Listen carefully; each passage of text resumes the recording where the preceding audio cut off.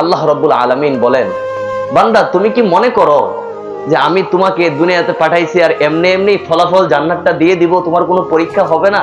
এটা কি তুমি আশঙ্কা করো? তুমি শুধু এতটুকুই বলবা আমি ঈমানদার, আমি মুসলমান, আমি মুমিন, এটা বললেই তোমাকে জান্নাত দিয়ে দেওয়া হবে? বিষয়টা এমন না। তুমি যখন ঈমানদার দাবি করবা, ঈমানদার দাবি করার সাথে সাথে তোমার উপরে পরীক্ষা শুরু হয়ে যাবে, তোমার উপরে জুলুম আসতে পারে, নির্যাতন আসতে পারে। তখন যদি তুমি ঈমানদারের পরিচয় দিতে পারো, তুমি প্রকৃত ঈমানদার, ঠিক কিনা? আল্লাহ রাব্বুল আলামিন আমাদেরকে বলেছেন যে বান্দা যদি ঈমানদারের পরিচয় ওই কঠিন মুহূর্তেও দিতে পারো।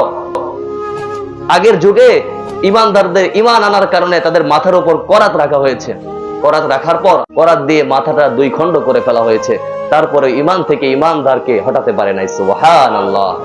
এই ঈমান যদি ধরে রাখতে চান, আমাদের উপরে যদি কোনো চাপ প্রয়োগ করা হয়, তারপরও সাহাবায়ে কেরাম যেরকম নির্যাতন জুলুম সহ্য করে ঈমানকে টিকিয়ে রেখেছে, আমরাও নবীর ওয়ারিস, নবীর উম্মত, আমরাও কি আমাদের নিজের জীবন জান মাল দিয়ে ঈমানকে রাখতে চাই কি চাই না?